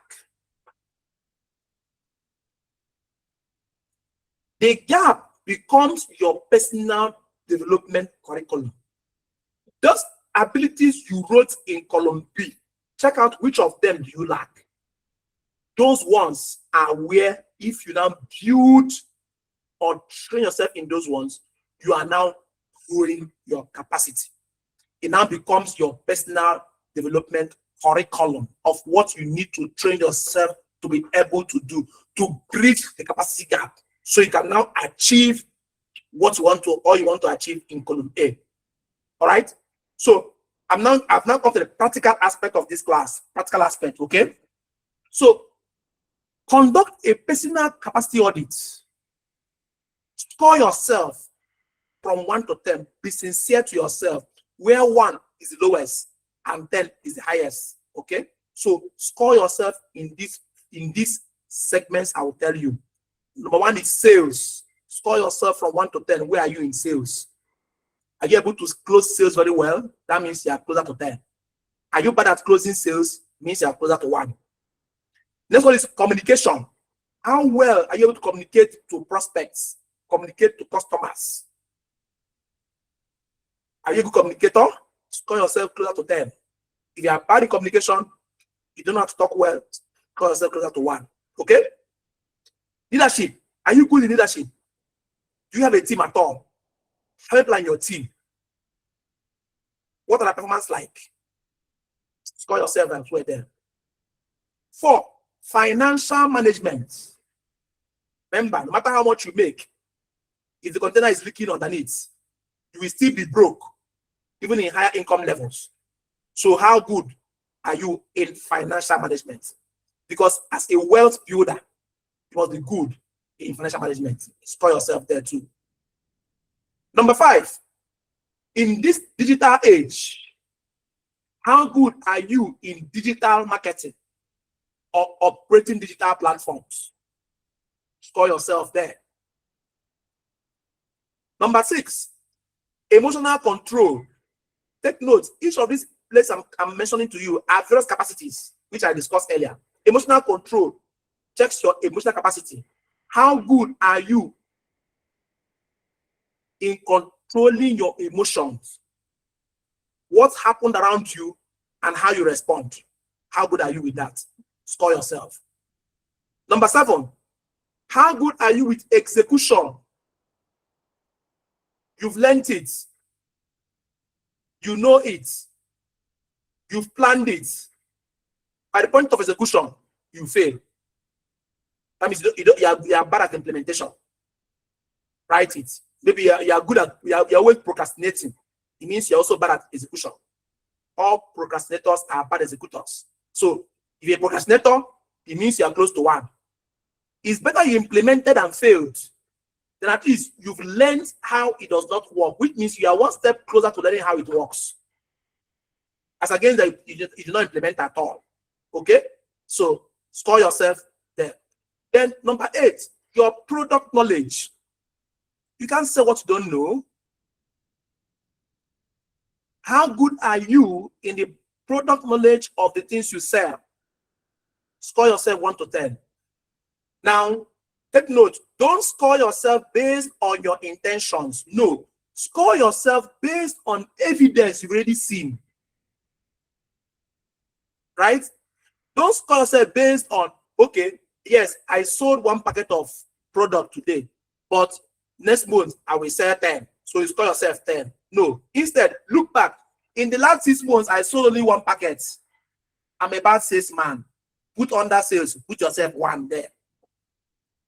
Do you understand what I mean? So sell based on evidence, previous evidence, not based on your intention. Okay? So when you've scored all these things, now aggregate the ones you scored lowest in. Anyone you scored below 5 in, please start from there to start building your capacity. That's where your capacity gap is worse. So start from there and start building up. Okay? So after scoring, remember all these things are scales. Choose one scale with economic value. Do not try to improve everything simultaneously. No, take it one at a time. Just choose one. Then tell yourself in the next 90 days, or in the next 60 days, or in the next 30 days, you must give yourself a plan, a timeline, because without a timeline, it becomes wishful thinking. Without a timeline and a roadmap, it becomes an illusion. All right? So you must now choose that scale you are deficient in, you want to build capacity in, then tell yourself the number of days you want to use to build that particular scale and improve yourself in it. Once you are done building that scale, you go out to execute. That means you go out to experiment or practice so you get perfect in it. Once you start practicing it, you move to the next scale you're deficient in. All right? For example, you can say you want to do a 30 days plan, which include, let's say, for example, you want to do a 90 days plan based on what one in the aspect of sales. Let's say in sales, you scored yourself 1. That means you are very bad in sales. You tell yourself, okay, I'm going to do a 90-day plan to become very good in sales. So you say, I will study for 20 minutes daily a sales book. I will buy a book on sales, and 20 minutes of every day, I must go through that a segment of that book, right? Then I will listen to experienced salespeople. You can pick up Grant Cardone on YouTube, listen to him. You pick up Sabri Sobi, very wonderful salesman, Sabri Sobi. Pick him up, go to YouTube, watch his videos. Pick up, what's his name again? So I can't remember his name again. Dan Kennedy. Okay? Pick him up again. Read him up. And pick up those cases as well. All right? One by one. You can also Google the best salespeople and see their skills. What makes them good? See how they speak. See how they close. See their closing techniques. Read their books. Sabri Sobri's book is Sell Like Crazy. Pick it up. Read it. If you go and pick that book, Sell Like Crazy by Sabri Sobi, and finish that book, practicalize it, you will be a very wonderful salesperson. Right? Then you begin to practice one sales conversion every day. Tell yourself, out of those that came into your funnel through Facebook ads, if it's up to 20 people, one must buy from me this week. Begin to practice your your sales skill on them. Those things you learned. Give them offer you can't resist. The grandfather offer. All right? Tweak it until you get what works. Then record yourself presenting ANSA and review your delivery. Try presenting every day. Every Saturday, you bring people to me. Try and gather people and then present to them yourself. All my presentation videos are on YouTube. The 19-minute one, the 15-minute one, the 1 hour to 8 minutes one. Pick any of those presentations. Watch it over and over again. Cram it. That you can pour it as if you are me. That's what it does do. So you start on your own presentation in your own groups. Don't wait for me. I've created the system. I've created the platform. You can make a business. You can build a multi-billion business out of this business. Because as people are buying, I've already designed the business so that you share in the revenue, not even in the profit. That means every Friday we pay out. Anything you have earned comes to you. But we don't wait till, because company profits are calculated when you do your company income tax at the end of the year. So if I'm sharing payouts with you every week, it means you are benefiting from the revenue, not from the profit. Do you understand? So you can create a business out of this business for yourself, run it, and make all the millions without recourse to me. All right? So track objectives you receive, all the objections people send to you, track them, find out how to manage objections, then develop better responses due to recurring objections. So develop yourself, develop your capacity, and bring it into any business you are doing. So in 90 days of deliberate practice, you can produce noticeable improvements. You can also learn how to create a budget. If your problem is budgeting, you have problem with budgeting, all right? You can develop a financial plan.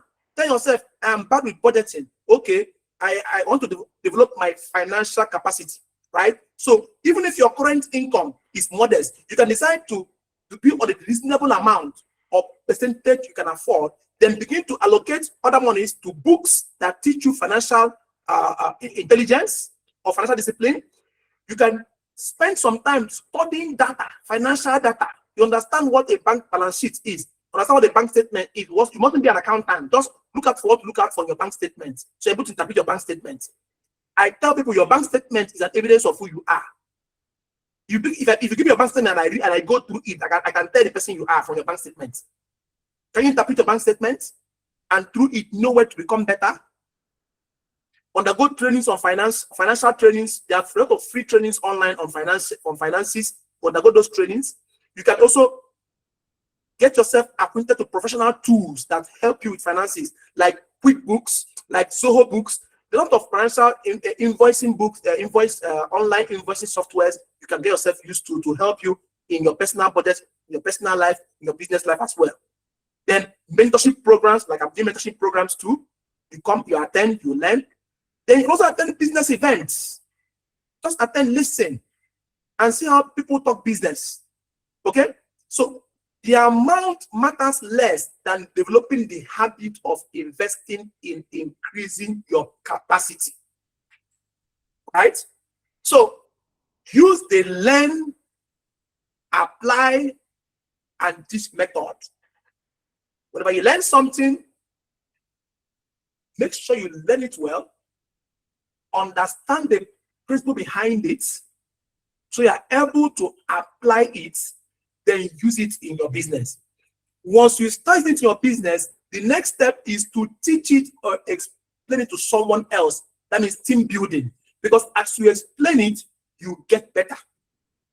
Teaching exposes what you truly understand. If you don't understand it, you don't understand it. But if you can teach it, you understand it. All right? So build a personal board of mentors. That means you know where I'm good at. I become a mentor in that aspect. You can also have a mentor in the financial space where you learn aspects of mentoring from. You also have a mentor in the sales space. You can make Sabri Sobi your mentor in the sales space. So you keep watching his videos on sales and marketing on YouTube, you'll be fine. You can make Grant Cardone your mentor in digital marketing and sales conversion. Go and follow him online and see what he's selling. See his method, see everything, domesticate it. Remember, some of these people, their sales experience is foreign. Remember, in areas where they have credit cards, they have structured systems. So still, when you learn from them, still find ways to domesticate it to your Nigerian, African environment. Take note. For example, email marketing works there. But what works for us is WhatsApp, closing sales through WhatsApp. So whenever I see them saying email, send email, just tell yourself, send WhatsApp message, because our people don't read emails. Only those in the corporate world read emails here in Nigeria. Most people prefer WhatsApp. Okay? So know how to domesticate these things. All right? So you can have a leadership person from a mentor for leadership, have a different mentor for marketing, have a different mentor for finances, have a different mentor for business systems, and the rest of them. Whoever is best in these things, by all means, go and see what they are doing and learn. All right? Then ask for feedback. Ask for feedback. Any trusted leader needs feedback. Okay? So what is one weakness that you could prevent? Whatever weakness it is that will prevent you from reaching next level, you need to know it. People say you don't know how to talk, then learn how to talk. People say you're hot-tempered, then learn to control your temper. Okay? But do not defend yourself when those feedback comes. Just accept them, write them down, think about it, and then decide to improve in those aspects. Okay?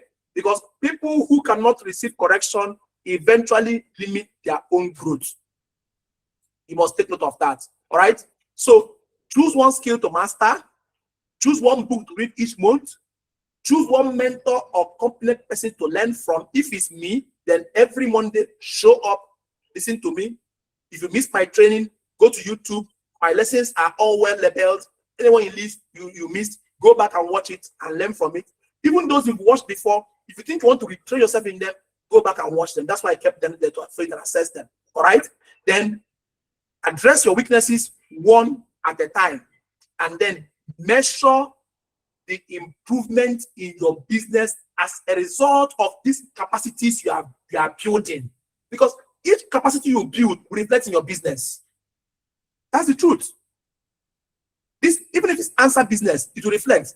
If you're working in your place of work, it will reflect. Any business you are doing, if you have a school, anything you do for a living, once you build any of these capacities, it will reflect in that business and it will show in your finances as well. All right? So remember, the assignment I'm going to give you is a capacity expansion challenge. That's the assignment I'm going to give you now. Capacity expansion challenge. And try to complete this assignment. No matter what it takes, please complete it. Okay? Very important. I told you the first assignment was for you to complete your own capacity audit. Audit yourself. Score yourself from a scale of 1 to 10 in these various segments: in sales, in leadership, in communication, in financial management, in digital marketing, emotional management, execution, and also product knowledge. Whether it's an ANSA product, any product at all, many crypto products, AI product, whatever product it is, product knowledge. These are the 8 aspects you must audit yourself in. Then choose the 2 you scored lowest in, and then create a curriculum for yourself to improve yourself in those 2 areas first, right? And then begin to improve on the others. When you're done with that, next thing is to identify your million naira skill gap. What is preventing you from hitting a million naira in a week? Right? Now, to answer that question, just ask yourself, if I wanted to increase my monthly income significantly over the next 3 years, what skill would make me considerably more valuable in the marketplace? So choose that one skill, write it down. Then by all means, double down on that skill or double down on those skills. If you are good in the other ones and there's one you're not good at, double down on one. If it's a set of skills, double down on all. All right? Then complete at least 5 hours of deliberate practice every week. 5 hours of deliberate practice every week. It's very important. Okay? Just do not merely watch videos. You have to practice. Hold on. Hello, Chairman. Let me call you back later. I'm running a class now with my students. I'll call you back when I'm done.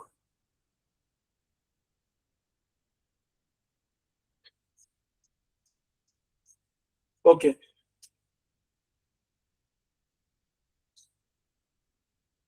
It's okay. All right. Thank you. All right, welcome. Okay.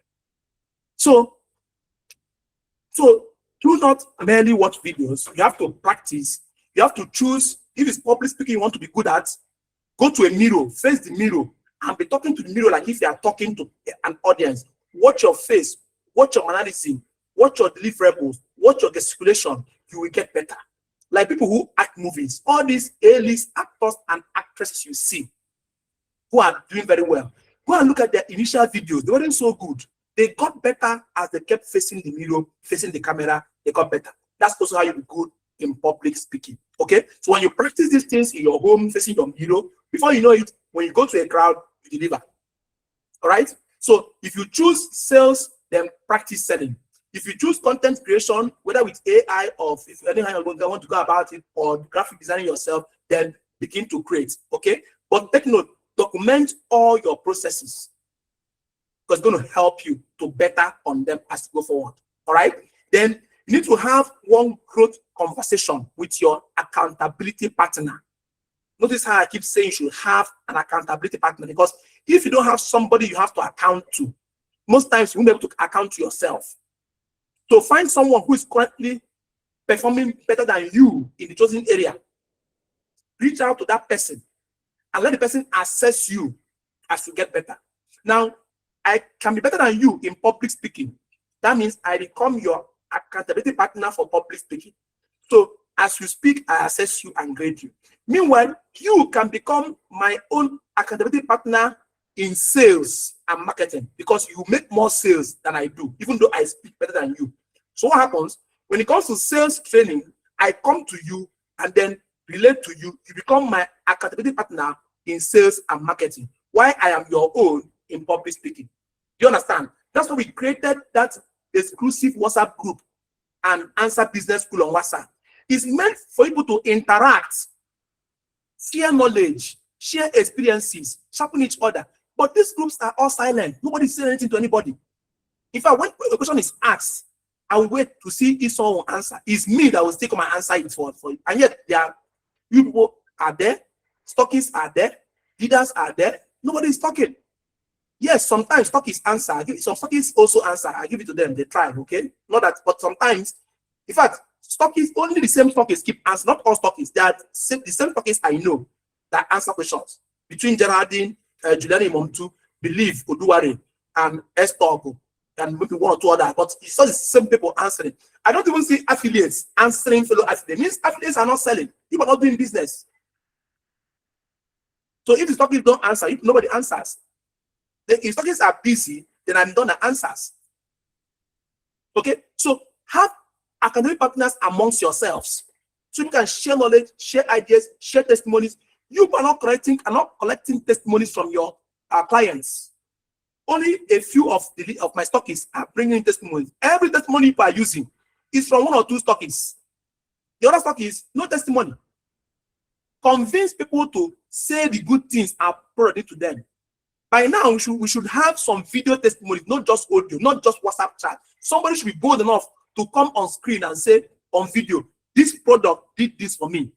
If you don't convince them, they won't say anything. Everybody is shy. Everybody's camera shy. Now, how will they share testimony when you are even shy too as well? Now, without those testimonies, we can't do sales. Anytime you want to sell, they will ask you, are you sure this product works? Then you now call me to convince them.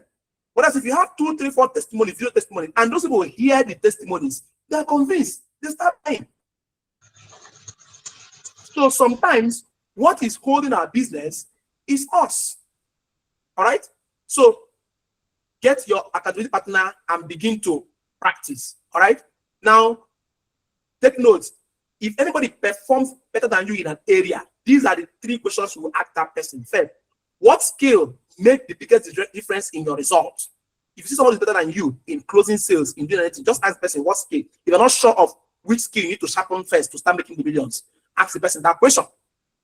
Number 2 question, ask the person, what mistakes should a beginner avoid? I told you, these are the 3 questions I normally ask any big man I see anywhere. I shared my experience with you sometime when I met Peter in Calabar. The 3 questions I asked him, because these big men are in a hurry.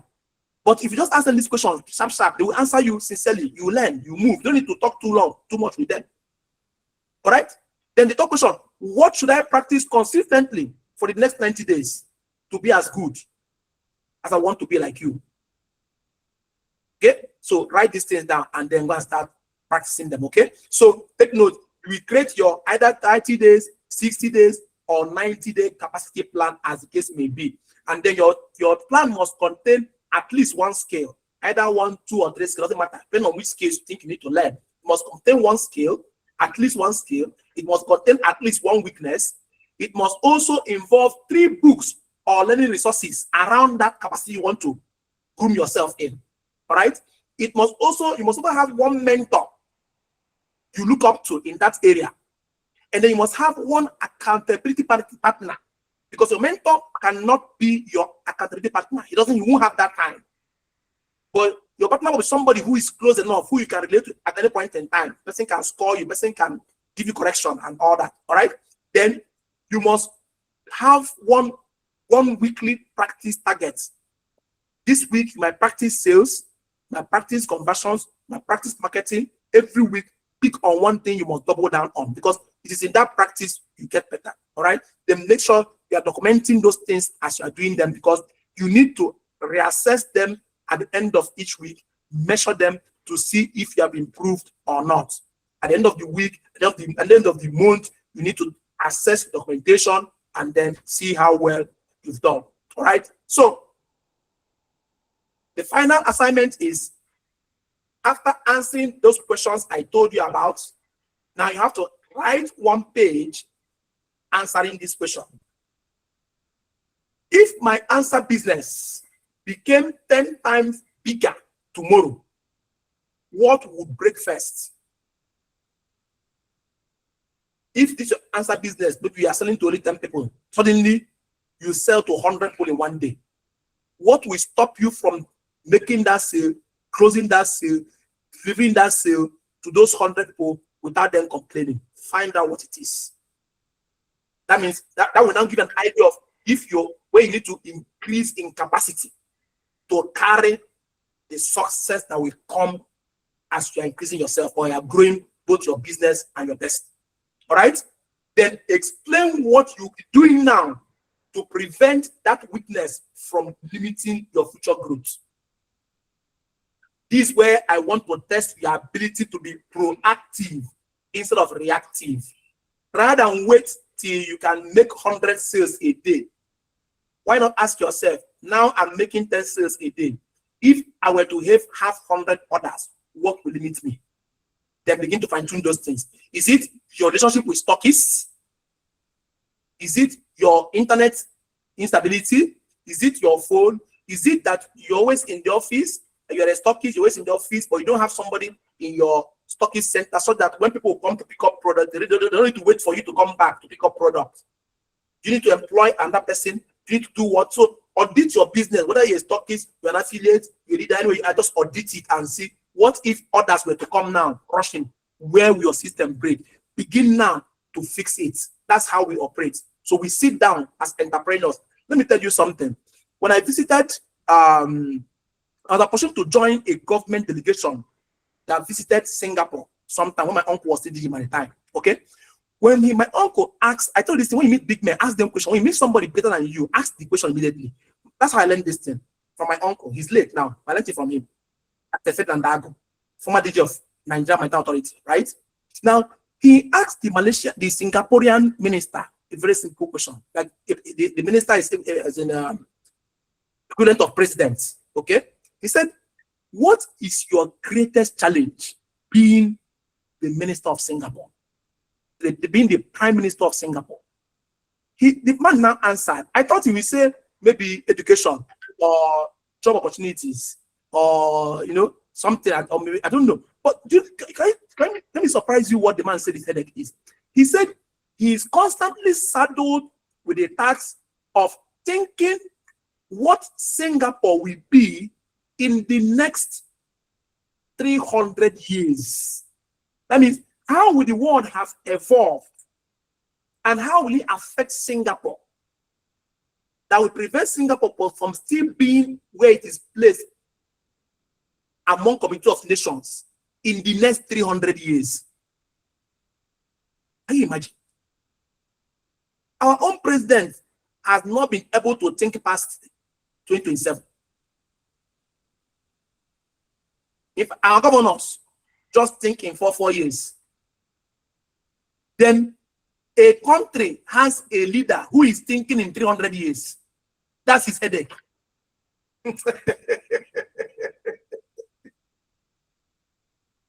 So can you see difference in capacity? So when you see Singapore doing so well, you now know why. That means their leader is not thinking of now. They've settled all the problem now. His problem is in 400 years, 300 years time. That's where his problem lies, not now. That means they have things dialed up, fixed in place for the next 200 years.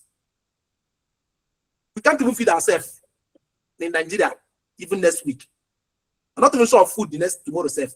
That's why in our election, in Nigeria, giant of Africa, in our election, they are sharing rice and bread. That's campaigning is sharing rice. So we've not even gone past food to choose leaders. To show you where we are. Now, I read the news now that Ghana is increasing their power capacity. So Ghana can export power to Nigeria. So Ghana will soon start giving us power. God forbid, my brother. I don't know. That's where we are. So in our business, please, are you thinking just tomorrow? Are you thinking just in front of your nose? Are you thinking generational? So build your capacity. Okay? So in closing, I will tell you something. Stop asking only when will my opportunity come. The opportunity is already around you. It is there. It is the fact that you have not built the capacity to harness it. That's what's keeping you. All right? So instead, begin asking, will I be ready when it comes? So you begin to prepare yourself ahead of time. All right? The customer you want requires capacity. When you build the capacity to handle 1,000 customers, you will see them come. The income you want requires capacity. When you build the capacity to make 100 million naira in a week, the money will flow in. Okay? The organization you want to lead requires capacity. If you build the capacity of Oyedepo, you will have congregation as big as him. Very simple. The business you want to build requires capacity. When you build the capacity to develop systems as big as Dangote's own, you have something equivalent to what Dangote has. The wealth you want to sustain requires capacity. When you have built that capacity, the wealth will show up. Your current level does not have to be your permanent level, because God has given you the ultimate gift in life, which is the ability to learn. You can learn. You can practice. And once you practice, you can improve and you can become more valuable in the marketplace you find yourself in. Some of you have not conquered Nigeria. You want to travel abroad. Those who do very well in Nigeria, when they travel abroad, they break record there. Go and check. Those who are very good here, when they go there, they break record there. Okay? So before you demand a bigger platform, build broader shoulders so you can carry that platform when it comes. Before you ask for more money, develop the wisdom to manage it. Develop the financial capacity to manage it. Before you ask for more people, become capable of leading them. Before you ask for greater responsibility, prepare yourself to carry it. Build yourself, because when your capacity expands, the size of your problems you can solve also expands. And the more problems you are able to solve, the more financial inflow you make. Because money comes by solving problems. He who solves bigger problems makes bigger money. That's the truth.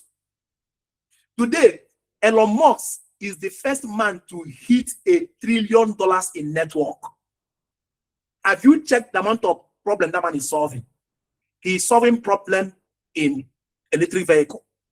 He's solving problem in internet connectivity. He wants to now bring internet connectivity for phone calls into mobile phones now. No longer internet on laptops through space test.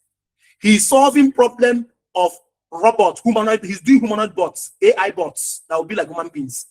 He's solving problem of self-driving cars. His Tesla drive themselves. So the same man is solving problem of, he has solved the problem of NASA going to space, reusable space rocket launchers. He solved it. Now he's commercializing going to space. He's solving problem of social media, his X. He has now made his Twitter, brought in Grok.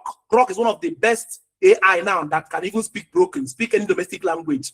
He now wants to combine a combination of both Grok inside the electric car using the SpaceX internet, a conglomerate with humanoid bots.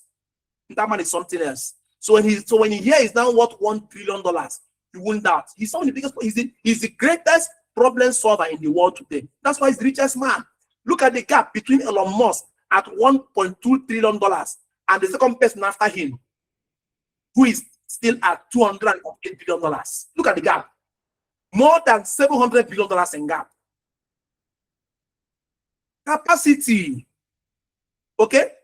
So, and when the size of the problems you can solve expand, and the size of opportunities available to you will also expand with it. All right? Once you understand this, the skies will never be your limits, but become your starting point. Okay? Before, when they say that statement, you took it for granted that when they say the sky is not your limit, but a certain point. Elon Musk has proven it to us. The sky didn't limit him. Elon Musk entered the skies, entered into space, and then started building a chain of satellites in space, including he wants to explore Mars and make Mars habitable for humans. That's how big that guy is thinking. So the sky is now a starting point. So that saying has been proven true today, and it happened in our time, in our age. Isn't it amazing? Aren't you lucky that in the history of humanity, you were born and alive in the age and time when a fellow man like you used the sky as a starting point? You know, we were in the same time. There was the saying in Black America then, when a child asks the mother, black, I want this. The Black American will say, when a black becomes president of America, you will now have it. That was how far-fetched and how impossible it was for a black to rule America. In your age and time, you saw a black man, Obama, become the president of the free world, the strongest man in the whole universe. A lot of things are happening in your time, that if you don't utilize this time in history, in your time, we went from internet to blockchain. In your time, we went from physical meeting to digital meetings. In your own time, before, to attend my session, you have to travel from wherever you are to come to Enugu to listen to me. Now you're in the comfort of your home, with the phone and internet, you're listening to me. In your time, you are getting quality training in the comfort of your home. In your time, businesses can now be built in one place and send product all over the globe from a little space in your home. In your time, you can make a transaction, business, transfer money, and it happens in real time. Do you know before, if you do money transfer, it takes 7 days. There was a time when money transfer took 3 days. There was a time when you couldn't do money transfer. It's only the bank you opened your account you can withdraw money from. They were using Ledger. Most of you know that when they were using Ledger and in First Bank, Ledger, you go to where you open the account to withdraw money. Now you can transfer money around the globe, instant. All these things are available in your time, and yet you cannot do business internationally. Idea, you're holding yourself. Every tool you require to become a global businessman from the comfort of your home, whether you live in Ajegunle or live in Mushi or you live in anywhere, you live in Amapa, anywhere it is you live, anywhere, any slum at all, you think, because it's not even dependent on where you live again, because the internet is the ultimate leveler, and it happened in your time. In your time, campaign went from offline to online, social media. Idea, this is a very interesting time to live on earth. So please, go out there, build your capacity, utilize it to earn extensively beyond your widest imagination. Thank you very much, and let's stop here for now. Okay, thank you all. It's been awesome mentoring you all. Okay. Wow. So if you have any questions, just let me take 1 or 2 questions. We'll call it a day. Thank you all. Thank you so much for being with me this long. I know it's a long training, but I did to really double down so you can know the impacts of the fact that you're the one holding yourself. Okay. All right. So let me take just 1 or 2 questions. Thank you so much. Eunice Ernest, I see you. Thank you so much. You can drop your questions in the chat room. I can pick it up from there. Please send us their names and books to read. Shalom. Okay. Eunice Ernest. Okay, I will do that. I'll go through. I will send it for you in the group. But you can see play back this video and pick the names one by one. Okay. But I'll compile them and send to as well. All right. There are no questions in the chat room. Okay. Let me see if there are any hands that are up. Okay. No hands are up. All right. So in absence of any questions, let's call it a day. So go back, go through all the assignments I've given.